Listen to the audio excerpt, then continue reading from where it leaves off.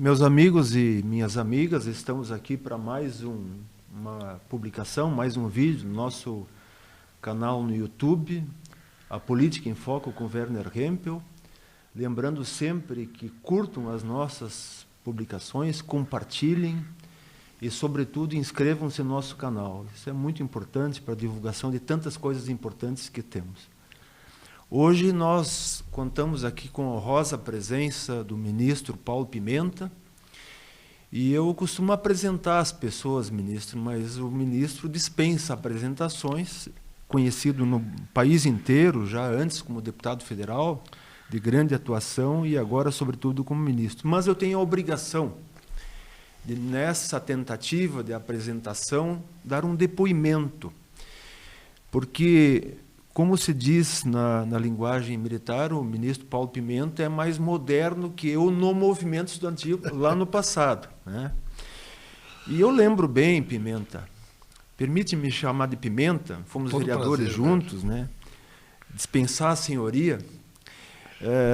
Eu lembro que eu estava na residência médica, aqui no curso de medicina da Universidade Federal de Santa Maria, e eu saí de lá e fui para o estádio da educação física numa assembleia. 1986. Isso. Maio de 86. Quando o ministro Pimenta era a maior liderança estudantil de Santa Maria. E aquele lado do estádio completamente lotado, e na frente um agitador de primeira, no bom sentido, né?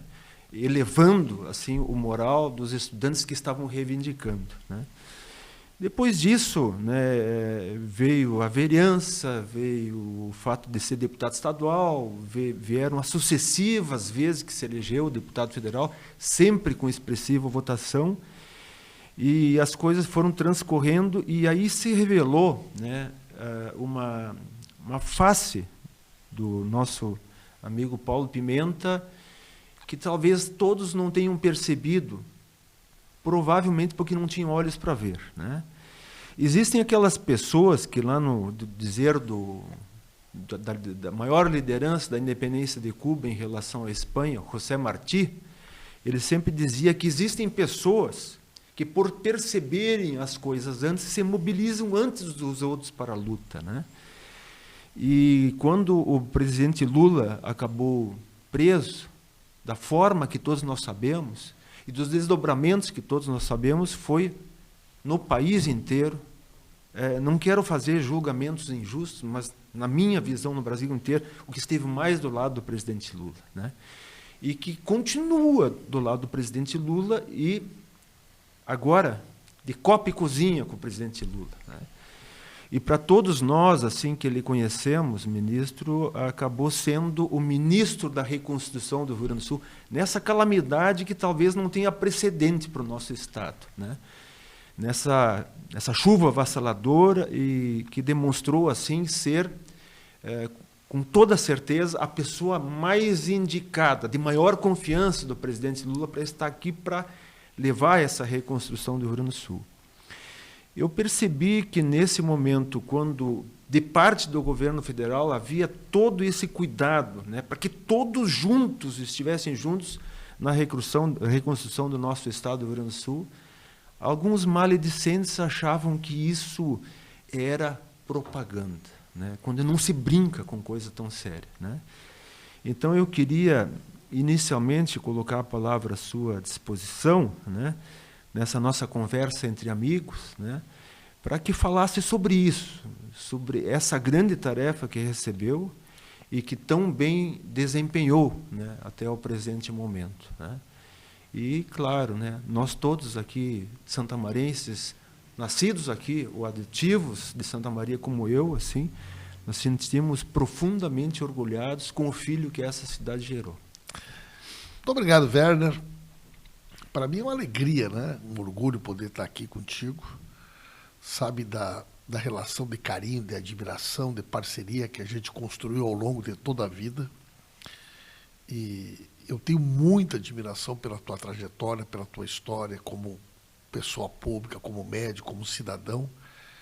Quando recebi o convite, imediatamente, né, aceitei, porque Acho que é uma ótima oportunidade para a gente falar sobre política, falar sobre Santa Maria, né? Então, agradeço muito assim, essa oportunidade. Um pequeno registro sobre a história do movimento estudantil. Eu tenho muita lembrança positiva sobre o nosso tempo de movimento estudantil aqui em Santa Maria, Werner. Tu é de uma geração um pouquinho antes da minha, mas eu acho que Santa Maria foi muito marcante na vida do movimento estudantil estadual e nacional. Nós formamos aqui uma geração de grandes lutadores que se espalharam por esse país, né? É muito comum eu encontrar pessoas pelo Brasil afora que fazem referência a esse período que eles viveram aqui em Santa Maria, né? É muito comum. E eu acho que isso é uma coisa muito legal. Sabe que eu fui para o Congresso da Uni, Werner, em 83, em São Bernardo do Campo. Não me lembro se tu foi para esse congresso. Eu fui para o Congresso de Piracicaba em 80. Anterior a esse. Congresso duro aquele, né? Mas curioso que em 83, quando eu fui para São Bernardo, eu tinha entrado na agronomia naquele ano. E o Congresso da Uni foi nos galpões do antiga Cinemas Vera Cruz, lembra? Produtora de Cinemas Vera Cruz. Era em São Bernardo. Quando nós chegamos lá, ainda estava tudo decorado. A CUT tinha sido fundada alguns dias antes. E a nossa bancada, eu era da Caminhando naquela época, a nossa bancada era coordenada por mim, pela Marina e pelo Guimarães. Olha que coisa curiosa. E agora, esses dias, numa reunião ministerial, nós estávamos os três sentados, um ao lado do outro. E nós tínhamos participado da coordenação da bancada do nosso grupo político em 83, em São Bernardo do Campo, né? Uma geração aguerrida. Aquela. Muito. Essa assembleia que tu fizeste referência é uma história muito bonita, né? Porque, na realidade, o professor Benetti foi o primeiro reitor eleito pela universidade, Gilberto Aquino Benetti, né? Eu participei muito dessa luta, vocês também, diretas urgentes para reitor e presidente. Quando eu fui baleado, eu estava pichando isso, né? Diretas urgentes para reitor e presidente. E, na época, era ministro da Educação Jorge Borrauser. E tinha uma crise na universidade, tinha a retomada daquele tal de projeto Beck-Usaid, tu lembra que falavam no famoso Beck-Usaid, né? É. E a situação da universidade estava muito precária. O RU, as casas de estudante, a política de assistência estudantil. E no Estatuto da Universidade tinha lá um artigo que dizia o órgão máximo de deliberação, Assembleia da Comunidade Universitária. E nunca tinha acontecido. E aí deu um impasse no Conselho Universitário e nós resolvemos, então, convocar a primeira Assembleia da Comunidade Universitária, lá no estádio da universidade. Foi a primeira e única, né? Milhares de pessoas, muita gente tem lembrança daquele dia. E dali, Werner, nós tiramos uma mobilização que levou a uma greve. E depois de alguns dias de greve, nós fomos chamados a Brasília, pelo Jorge Borrauser. Naquela época trabalhava lá no MEC o ex-reitor Dr. Derblay Galvão. Lembra, Dr. Derblay Galvão? Claro. E fomos daqui, Edson Moraes era o presidente da PUSB. Edson Nunes Moraes. Médico, doutor Edson Moraes. E o Marionaldo era o presidente da BS. O Marionaldo, naquela época, a BS era a entidade representativa dos servidores. Ganhamos as passagens, vieram as passagens de Brasília. Eu nunca tinha ido a Brasília. E fomos daqui, então, o Edson Moraes, o Marionaldo, o professor Gilberto Aquino Benetti, fomos recebidos pelo Derblay Galvão para uma audiência com o Jorge Borrauser. E na volta, então, foi uma festa, porque conseguimos o recurso para a conclusão dos blocos que estavam paralisados, conseguimos também o recurso para a retomada do restaurante universitário, laboratórios, né? E aquele ano também, Werner, foi muito importante porque foi o ano que nós conquistamos a meia passagem estudantil em Santa Maria, né? Nós tínhamos aquela mobilização muito forte ali na Astrogildo de Azevedo, da onde sai. Primeiro os ônibus saíram da Professor Braga, né? E depois da Astrogildo. Então foi um período muito intenso assim, de luta política aquilo ali me marcou muito, né? Toda a minha trajetória, minha história. Então, fiquei feliz assim que tu fizesse essa referência, né? Foi o que te introduziu na política santamarense. Foi isso, né? que me levou aí, me elegi vereador em 88. Sobre a reconstrução, velho, isso que aconteceu no Rio Grande do Sul é algo absolutamente assim, inusitado, né? Acho que isso também traz um debate sobre as mudanças climáticas. O Brasil hoje vive um processo de desequilíbrio ambiental gravíssimo, né? Nós estamos vivendo, nesse momento, velho, a maior seca da história do Amazonas. Nós vamos ter esse ano a maior seca do Amazonas. Vai ser muito pior do que foi o ano passado. O setembro vai ser o mês mais quente de todos os tempos. Isso vai fazer com que a situação das queimadas possa se agravar muito, tanto na região do Pantanal quanto São Paulo. E o Rio Grande do Sul, desde o ano passado, vivendo essa sucessão de eventos climáticos graves. Primeiro semestre do ano passado, mais de 300 municípios em situação de emergência pela estiagem. E no segundo semestre, tivemos aqueles eventos, principalmente ali no Vale do Taquari, e acabaram explodindo agora esse ano. Tem cidades que choveu quase 1.000 milímetros em 3 dias. 96 cidades em estado de calamidade. Quase 450 municípios entre calamidade e emergência. Praticamente o estado do Rio Grande do Sul como um todo, né? Quando a gente olha a dimensão de pessoas atingidas, é maior do que muitos países. Muito maior que o Uruguai, por exemplo. A população e a área atingida no estado do Rio Grande do Sul, né? O presidente Lula, desde o primeiro momento, foi muito, muito forte na ação. E vou falar uma coisa, verdade. Eu aprendi muito nesse período a trabalhar com as Forças Armadas. Né? Uma coisa que tu sempre teve muito cuidado, uma coisa que tu sempre teve muita visão sobre isso. Eu hoje tenho um respeito muito maior do que eu tinha pelo trabalho das Forças Armadas, né? E eles foram parceiros da primeira hora. Tu sabe que quando começou tudo isso o ano passado, Werner, era uma segunda-feira de noite, e me ligaram que a água estava subindo de uma forma ali em Mussum, naquela região. Era 10 horas da noite. Aí eu liguei para o ministro Valdez, liguei para o ministro Múcio, estava chovendo muito, as pessoas em cima das casas, e o que eles precisavam ali, Werner? Bote para salvamento. Não tinha como chegar helicóptero, não tinha como chegar lá, tinha centenas de pessoas em cima das casas. Encantado, Roca Salles, Mussum. E o Múcio me ligou, eu liguei para o comandante do Exército, general Tomás, isso segunda-feira de noite, velho. Terça-feira, ao meio-dia, os botes do Batalhão de Engenharia de São Gabriel já estavam lá. 8 botes, com as equipes de resgate. Todo o resgate foi feito com a participação das Forças Armadas. No primeiro momento, com os botes. O governo do estado tinha 3 helicópteros esquilo, não podiam voar por causa da chuva. Nós colocamos as equipes de salvamento já ao meio-dia das 10 da noite. Imagina, os caras vieram de São Gabriel para lá, velho. 8 botes com equipe especializada. Deixa eu só dar um dado aqui. A Santa Maria tem a sede da 3ª Divisão do Exército. A 3ª Divisão do Exército não tinha, a cada dia, menos do que 5.000 homens envolvidos nessa questão. Werner, bom, depois entrou as Forças Armadas, helicóptero e tudo mais.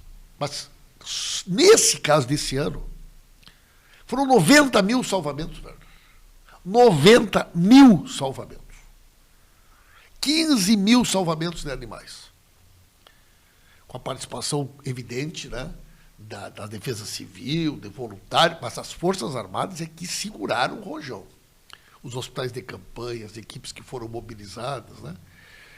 Só que o assunto ganhou uma dimensão tão grande que, dali um pouco, tinha 30 ministérios envolvidos.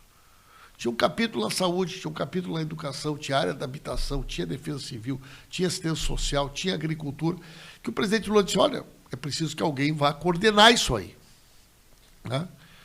Então, o presidente decidiu criar um ministério de apoio à reconstrução e ele nunca me convidou, ele me designou, né? Olha, tu vai para o Rio Grande do Sul. Evidentemente que eu não tive nem dúvida. Ele me falou comigo de manhã, no outro dia de manhã eu já estava aqui. E esse trabalho foi muito importante para organizar, né? Nós temos um ministério instalado no Estado, com todas as áreas. E esse ministério ele atua em apoio ao governo do Estado, em apoio às prefeituras, mas também muito em apoio à sociedade civil.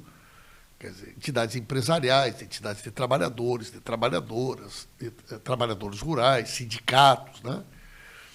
Agora, o trabalho de reconstrução, Werner, ele é muito complexo. Tu imagina que lá no furacão Katrina, até hoje estão reconstruindo. E cada área é um capítulo. Se tu pegar só, por exemplo, o que foi distribuído na área da saúde, só isso aí já dá um capítulo. São dezenas de unidades de saúde, Werner. Só em Canoas, Werner, foram 3 UPA. Né? Um hospital de pronto atendimento, que era o segundo maior do estado. As 3 UPAs, a parte terra, Werner, não sobrou um equipamento. E é preciso lembrar que em muitos locais isso ficou completamente à deriva, né? Porque a água invadiu esses locais. Invadiu total, não presta nada. Equipamentos novos, raio-x, ressonância, equipamentos de última geração, equipamentos recém-comprados. Tem espaços públicos que não haviam sido inaugurados. Tem um centro de cultura em Canoas com um cinema comunitário, com todos os equipamentos que não foi inaugurado, velho.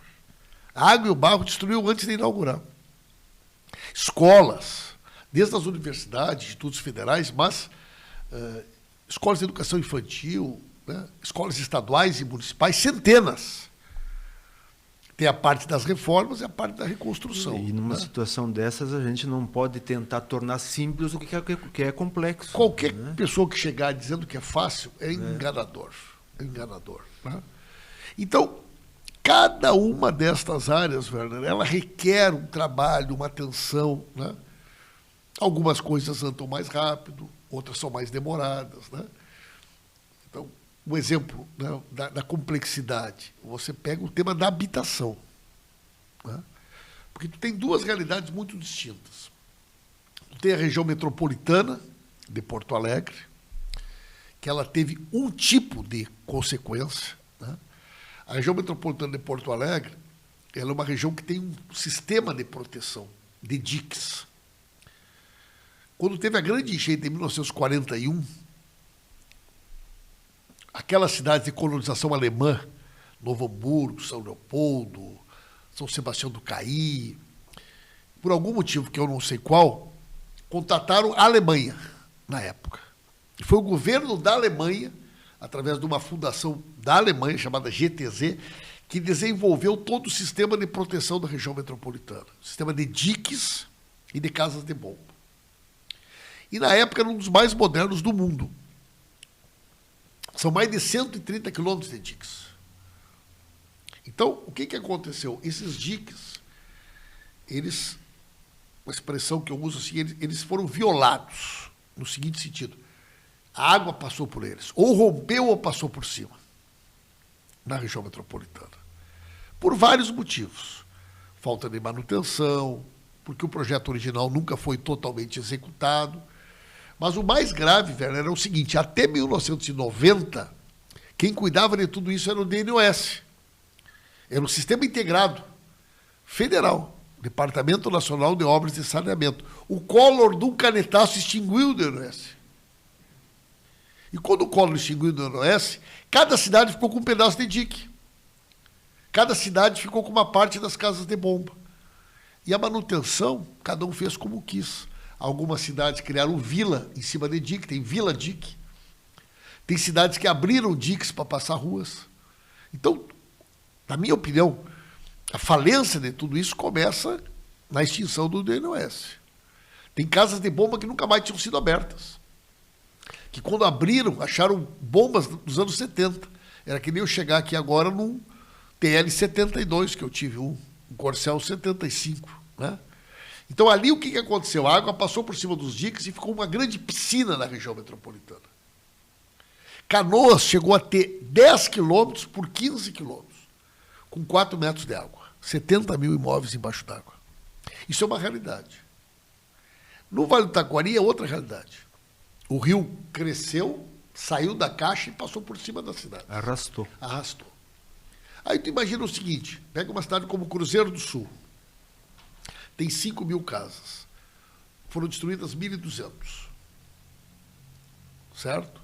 Bom, tem casa para vender? Não tem. Tem empreendimentos de construtoras do Minha Casa Minha Vida? Não tem. O que tem que fazer? Tem que implantar um bairro novo. E não pode ser no mesmo lugar que era o antigo. Né? Porque o Taquari está assoreado, né? Isso pode acontecer de novo. Não pode dar e margem aquela para área repetir toda ali está comprometida. Não pode voltar a ser. Né? Bom, o que tu faz? Tem que achar uma área. Tem que adquirir uma área. Fora da zona urbana. É uma área que hoje é mato. Né? Ou no mínimo eucalipto. Tem que desmatar. Bom, primeira coisa que é solicitado, o que é? Licenciamento ambiental. Destino final do esgoto. Tem que ter projeto. Tu vai levar para onde? O esgoto de 400, 500, 600 famílias que vão residir num local que hoje não tem um bairro. Tem que ter um licenciamento ambiental. Tem que levar energia, que é privada. Werner. Tem que fazer infraestrutura. Tem que pensar que tem que ter escola, tem que ter posto de saúde. Então, por exemplo, o dinheiro das casas já está disponível. Mas tu tem que... Onde é que tu coloca a casa? O presidente Lula tomou uma decisão. Todas as famílias que se enquadram no faixa 1 e 2 do Minha Casa Minha Vida, o governo federal vai pagar a casa 100%. Todas as famílias. As demais nós vamos dar entrada. Também é inédito. As demais famílias, o governo federal vai pagar a entrada. Agora, a imprensa às vezes olha para mim e fala 100 dias e vocês não entregaram nenhuma casa no Vale do Taquari. Na realidade, quem tem que ver o terreno não somos nós. Quem faz o cadastro das famílias não somos nós. A lei disponibiliza um recurso. Viabiliza assistência técnica. Mas tem um trabalho lá que é a prefeitura que tem que fazer, velho. Essa questão dos trabalhos da prefeitura nós acompanhamos aqui em Santa Maria, né? Cadastros não bem realizados, né? Mal realizados, a falta da equipe da prefeitura ir in loco, verificar, conversar com as pessoas, e que trouxe muitos transtornos, e inclusive abriu espaço para, digamos assim, versões de que o governo federal não estava interessado em auxiliar. E a gente sabe muito bem quem é do setor público e que nós temos responsabilidades, né? Werner, em primeiro lugar, se o presidente Lula não quisesse pagar, ele não tinha criado o programa. Exatamente. Né? O que o presidente Lula disse? Eu quero ajudar diretamente as famílias que perderam as coisas de dentro de casa. 5.100. Isso é inédito. Um programa de transferência de renda. Cai na conta da pessoa. 5.100. Nós já pagamos para 374 mil famílias. Isso aí significou 2 bilhões de reais. Certo? Então, as famílias que foram atingidas, que perderam as coisas dentro de casa, o governo do presidente Lula, o governo federal, quer que elas recebam 5.100. É o nosso desejo. E nós estamos pagando. Agora, quem é que identifica as famílias? Quem é que faz o cadastro? São as prefeituras. Exatamente. Né? E aí nós tivemos todo tipo de situação.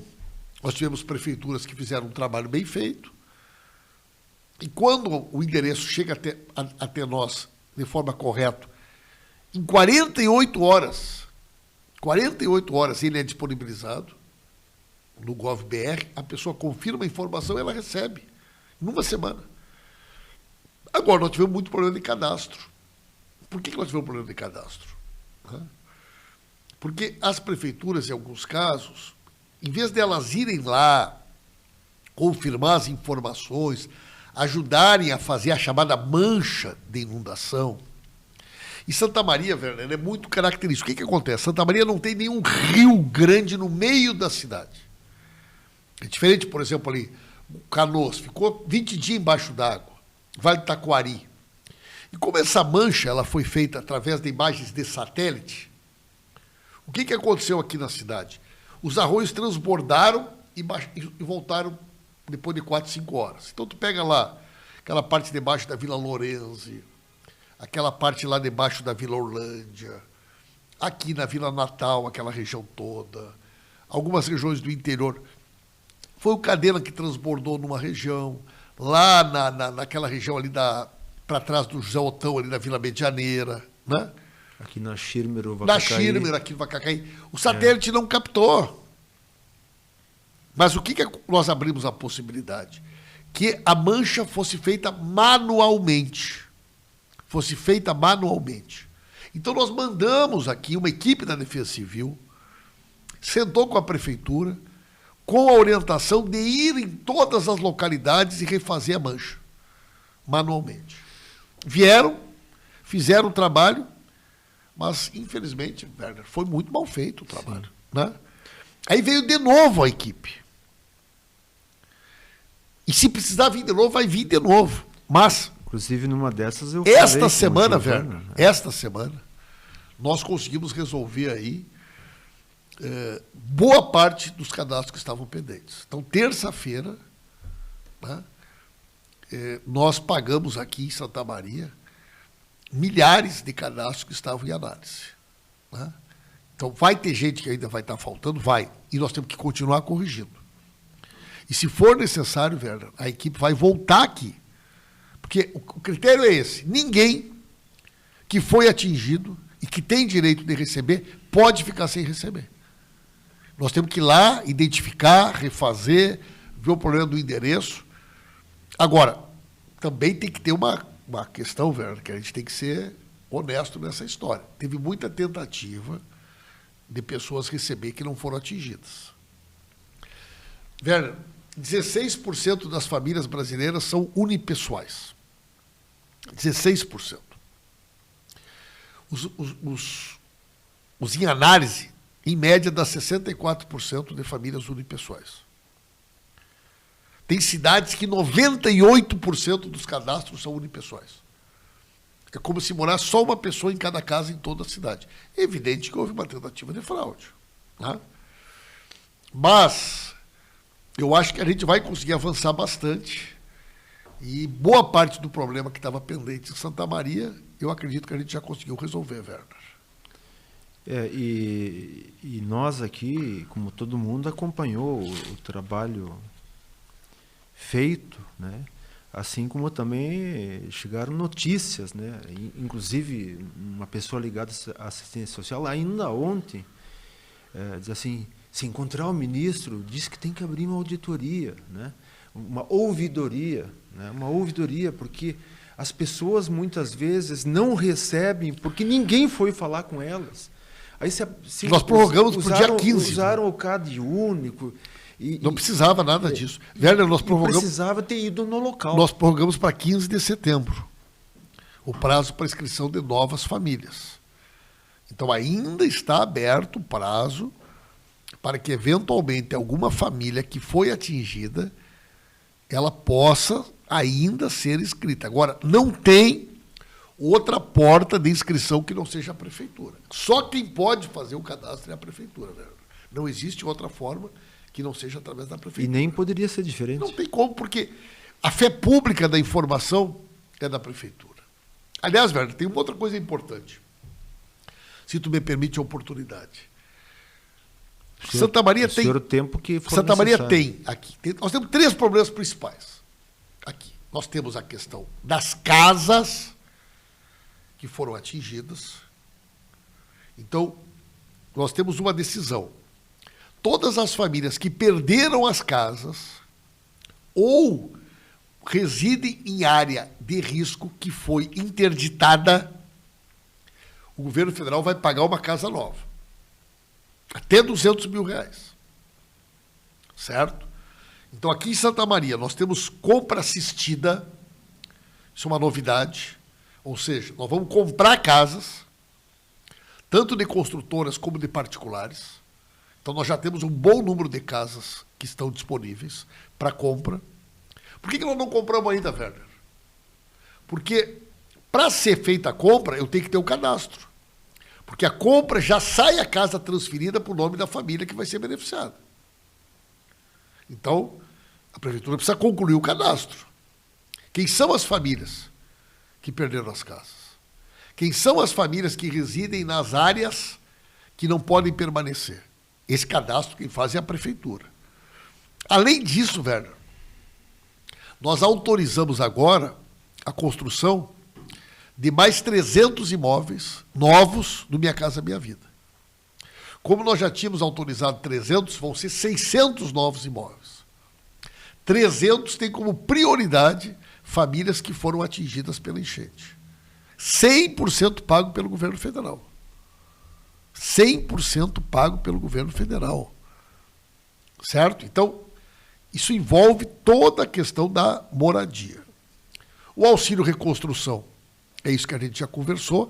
E tem uma terceira coisa importante para Santa Maria, Werner, que são as obras de infraestrutura. Nós temos aqui a estrada do Peral e nós temos uma grande quantidade de pontes. Nós temos ponte aqui em Santo Antão, nós temos ponte aqui no Campestres e nós temos um grande volume de pontes ali naquela região de Três Barras, Arroio Grande. Certo? Vou explicar porque é muito importante as pessoas entenderem como é que funciona isso. A prefeitura apresenta o plano de trabalho, o governo federal aprova e empenha o recurso. O que é empenhar o recurso? É uma autorização de despesa. O dinheiro é depositado na hora? Não, não é. No caso de construção, não é. É que nem quando tu vai fazer uma obra na tua casa. Tu pega todo o dinheiro e dá para o pedreiro antes dele começar a obra? Não. Né? Quer dizer, a hora que tu assina o contrato, tu até dá uma entrada. E depois tu paga ou por quinzena, ou por semana, conforme tu combina. Obra pública com recurso federal é a mesma coisa. A hora que a prefeitura contrata a empresa que vai executar, por exemplo, a prefeitura até agora não tem empresa que vai fazer a recuperação da estrada do Peral. Nenhuma ponte de Santa Maria ainda tem empresa para fazer. E é um processo simplificado, porque tem uma legislação que permite uma contratação muito simplificada de obras de reconstrução da enchente. A hora que ela assinar o contrato, Werner, é depositado 30%. E a partir desse momento, é pago por quinzena por medição feita pela Caixa Econômica Federal.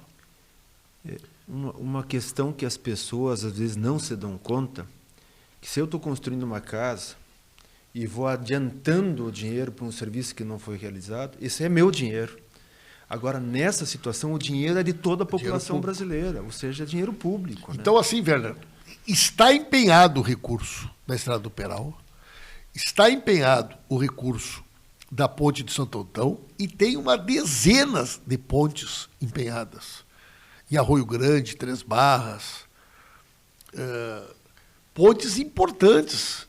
Nós temos localidades do interior que estão praticamente isoladas. E existe uma realidade com o pessoal do interior que é a seguinte: se a enchente passou por cima da lavoura, não existe expectativa nem perspectiva de que haja renda para o próximo ano. Aqui no Jardim Berlese tem ponte que caiu. Então, estas pontes, gente, olha só, a prefeitura já está autorizada a reconstruí-las. A prefeitura já está autorizada a refazer a Estrada do Peral.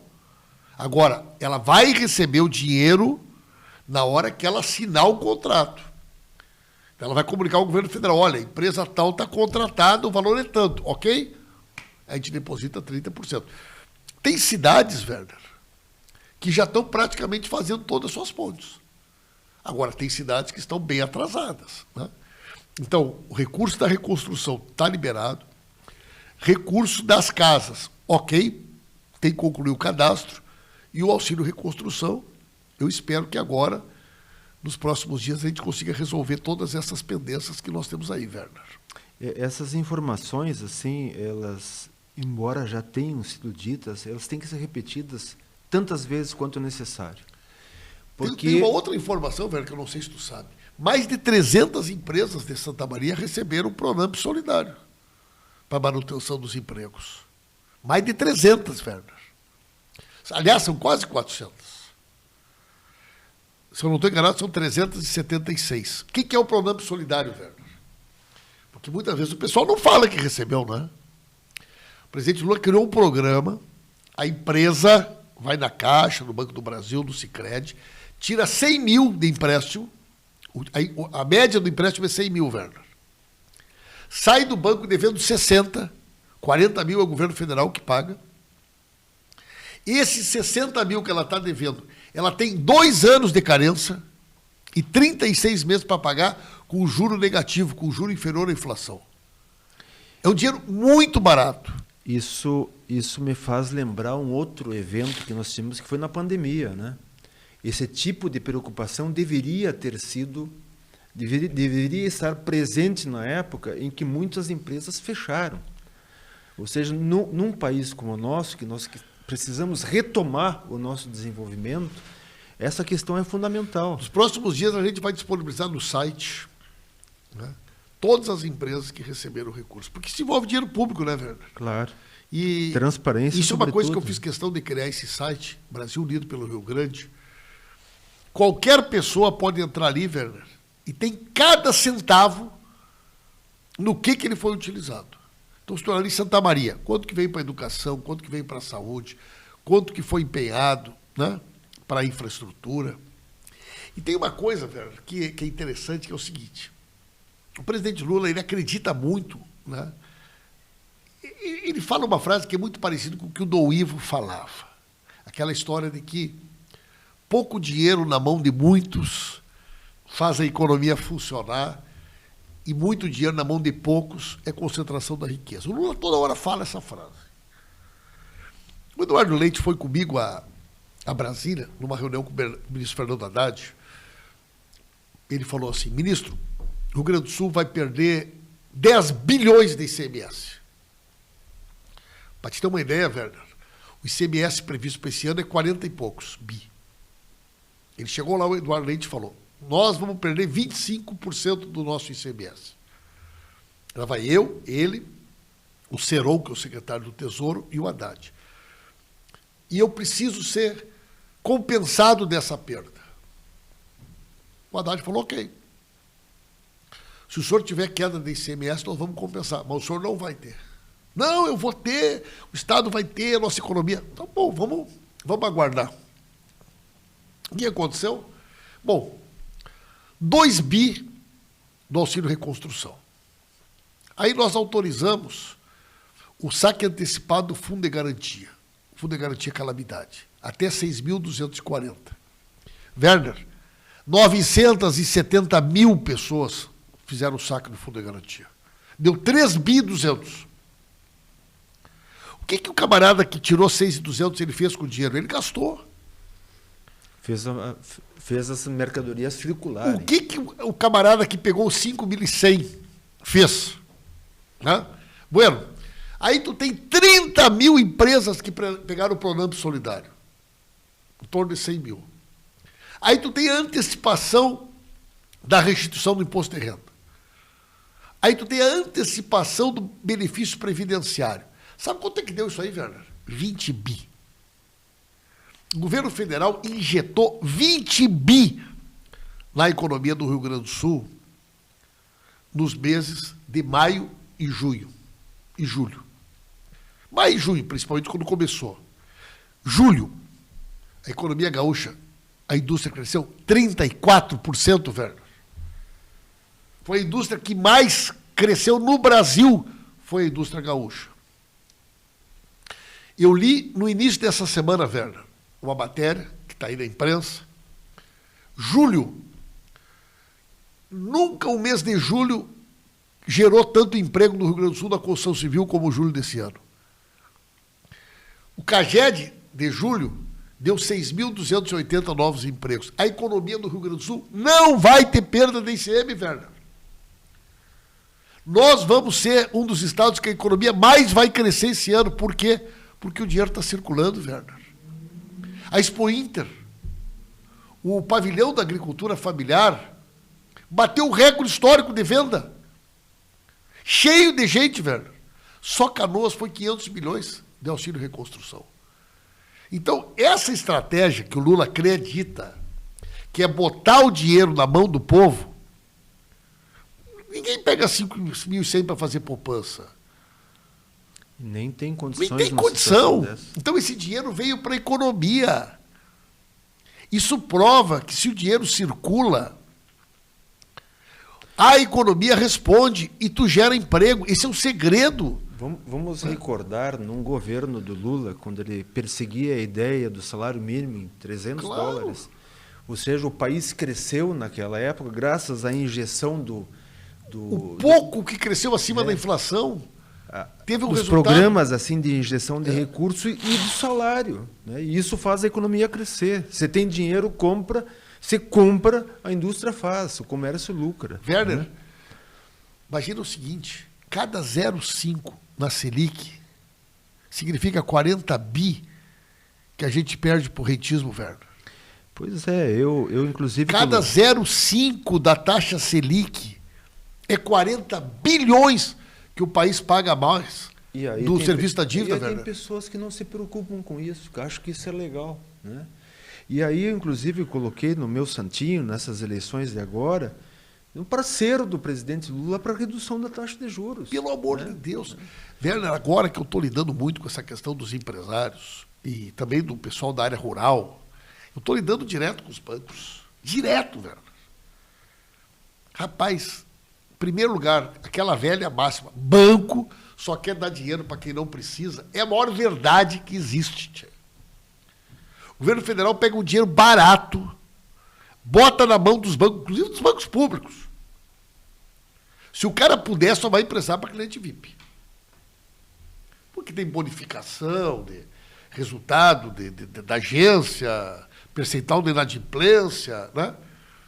Mas, tchê, tu bota um dinheiro ali barato, aí tu vai ver o seguinte, taxa de administração, não sei do que lá, spread do banco, taxa de risco, share do cliente, tudo os palavreados que o coitado do cliente nem sabe direito. Quando tu vai ver, rapaz, é 16%, uma taxa barata ao ano, velho. É Selic, mais não sei o quê. Como é que uma economia vai dar certo cobrando 20% ao ano de juros, que é o que é cobrado hoje aí numa taxa barata, velho? O Lula está muito certo. Se tem um negócio que nós precisamos enfrentar hoje, é essa questão da taxa de juros. Isso hoje é uma armadilha para a nossa economia. Eu não tenho dívida nenhuma, né? 46% do orçamento geral da União comprometido com isso, não é possível. É como se eu tomasse um empréstimo de um agiota e tivesse que disponibilizar a metade do que eu ganho por mês para o agiota e o resto para a minha família. É isso que o Brasil faz hoje. E outra coisa, e cada vez que aumenta o juro, aumenta a tua dívida com o teu agiota. É um pedaço a mais da tua renda que vai embora para o agiota. E aí tem um outro aspecto, né, já que nós derivamos para esse lado, né? Eu tenho acompanhado, até por conta da ministra do meu partido, a Luciana Santos, ser a ministra de Ciência, Tecnologia e Inovação, sobre o esforço feito com orientação do presidente Lula para a reindustrialização do país e uma indústria de nova base, né? E a gente precisa perseguir isso, mas isso precisa ser financiado. Claro. Né? Isso não pode acontecer só na boa vontade. Né? Isso é uma coisa criminosa que foi feita com o Brasil, né? Quer dizer, um país da dimensão do Brasil, um país que é agroexportador e exportador de minério bruto, né? A nossa participação no volume total do mercado mundial é inferior a 1%. A 1%. Um país como o Brasil. Um país que vai para esse lado volta a ser colônia. Né? Werner, de cada $3 da exportação do agro, 2 ficam lá fora. Entre fertilizantes e agroquímicos. De cada 3. O Brasil importa, Werner, 96% do fertilizante que consome. Não é possível. Como se nós não pudéssemos Como se nós não pudéssemos ter uma indústria poderosa. Ureia, energia e gás, né? Um país riquíssimo com jazidas aí de fósforo, de potássio.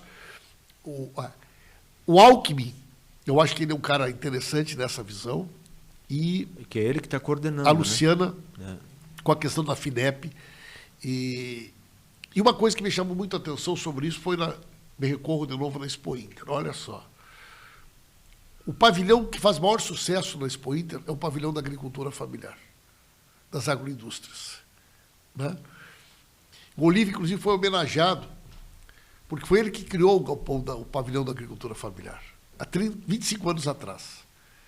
No primeiro ano foram 30 expositores, Werner.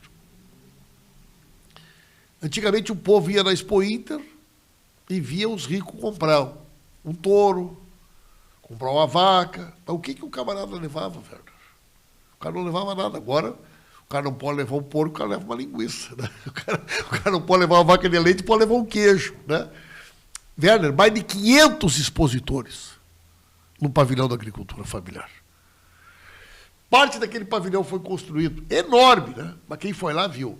Parte foi no primeiro governo do Lula, parte foi no governo do Tarso, parte foi no terceiro do governo da Dilma. 500 expositores. Recorde histórico de vendas todos os dias. Agora, qual é o grande lance daquilo ali, rapaz? É agregar valor. Tu vê, primário, na agroindústria. Tu imagina isso numa escala de país. É aí que a gente vai sair do buraco, né? Ou seja, né, na medida em que nós tenhamos uma concentração de renda absurda, o Brasil é um dos países com maior concentração de renda do mundo, nós não vamos ter um país desenvolvido. Quando tivermos uma massa salarial maior, é que nós vamos nos desenvolver. O Lula acredita muito nisso, e eu acredito muito. Eu acho que ele está no caminho certo, Werner. Eu acho que esse investimento em ciência, tecnologia, educação, os novos institutos federais, o programa Pé de Meia, nós estamos perdendo 500 mil jovens por ano abandonam o ensino médio no Brasil. Significa, em 10 anos, 5 milhões de jovens.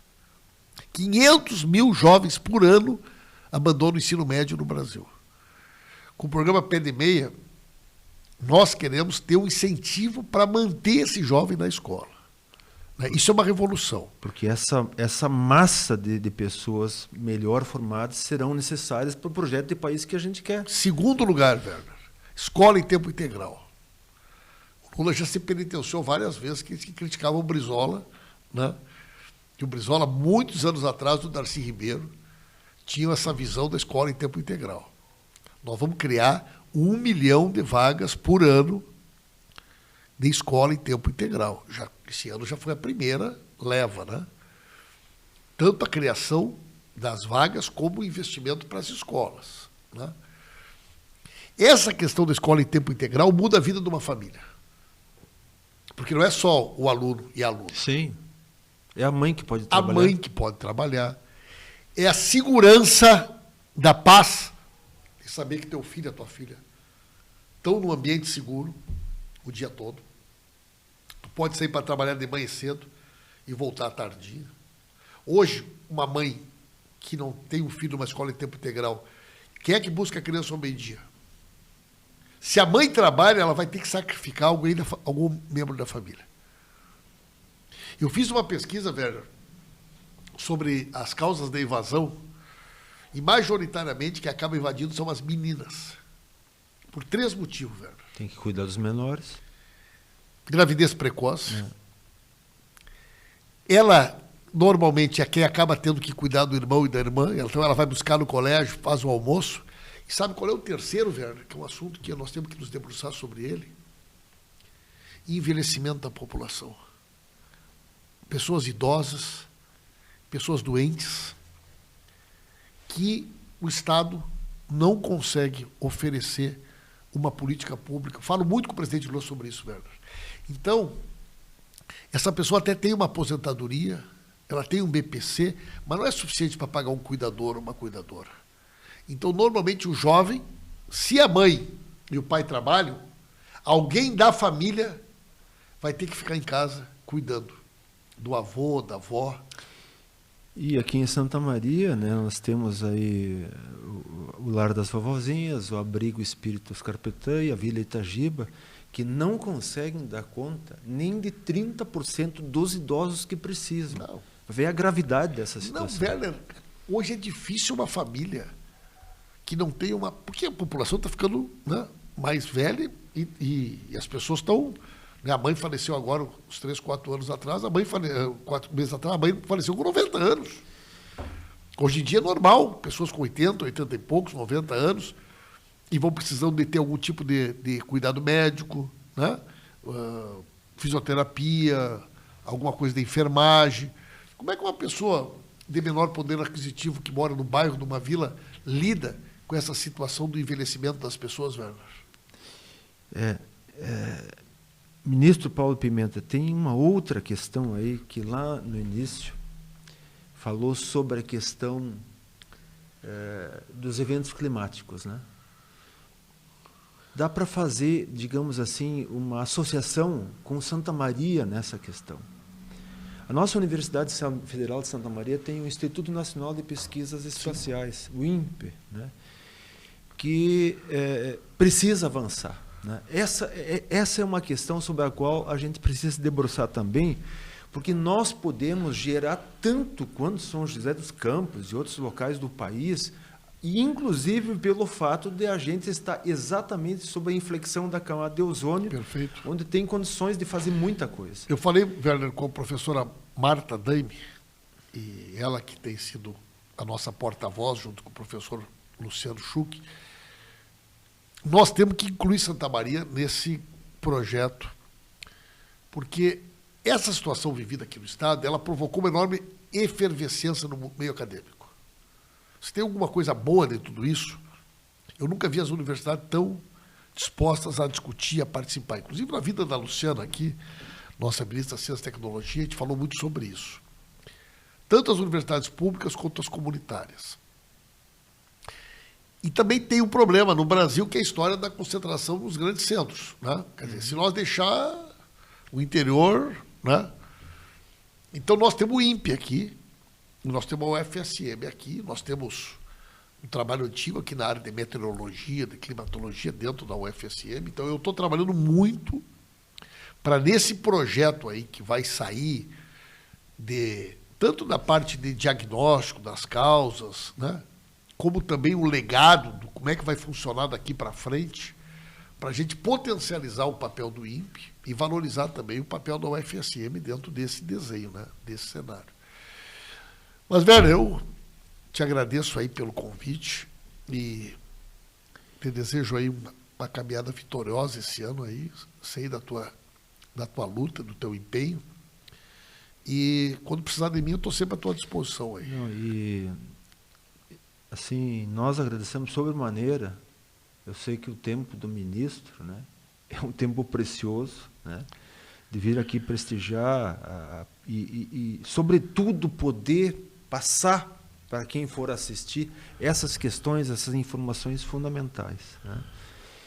E, da mesma forma, né, nós estamos aí à disposição para repercutir essas questões. É muito importante. Quanto mais informações nós tivermos, numa época mais dessas importante. de fake news e de desinformação, Werner, rapaz, a trabalheira que a gente está tendo nesse trabalho da reconstrução com as fake news, Werner, é inacreditável. Numa hora dessas. É inacreditável. Numa hora dessas. Isso é criminoso. Eu fico pensando como é que o camarada se presta para ir para frente do computador, produzir uma notícia que ele sabe que é falsa e distribuir isso em escala industrial. Quer dizer, o que leva uma pessoa a fazer isso, Werner? Não tem compromisso nenhum com o seu povo, com o seu país, com ninguém. Mas, rapaz, tu viu aquele dia, lá caiu aquele avião lá esses dias. E em poucas horas, a quantidade de perfis falsos que foram criados na internet para captar dinheiro, como se fossem os parentes recolhendo dinheiro para fazer o translado dos corpos. Agora, na enchente, a quantidade de perfil falso que foi criado. É por isso que nós temos que avançar com relação a essa questão das big techs. Como o mundo inteiro está fazendo. Como o mundo inteiro está fazendo. Werner, um abraço, Ministro, irmão. Satisfação. Muito obrigado. Eu que agradeço. E finalizando aqui o nosso encontro tão importante com o ministro Paulo Pimenta, Paulo Roberto Severo Pimenta, né? Nosso grande vereador de Santa Maria, grande deputado estadual. O nosso time de vereador que nós tínhamos. Sim, massa, né? Isso. Esse homem até isso fez, né? Montamos um time para jogar na Olimpíada dos Servidores Públicos, tu não, velho? Isso aí. E lembrando sempre, assim, curtam as nossas publicações, inscrevam-se no nosso canal, né? Compartilhem essas publicações. Essa, sobretudo, é importante de ser compartilhada a exaustão, né? E nosso canal no YouTube, a Política em Foco com Werner Remble, vai continuar em todas as áreas, né? Temos aqui, ministro, assim, é cultura, né? É a questão da cidade, a questão local, a questão internacional. A gente entra em todas, tá? Muito obrigado mais uma vez. Muito obrigado. Obrigado.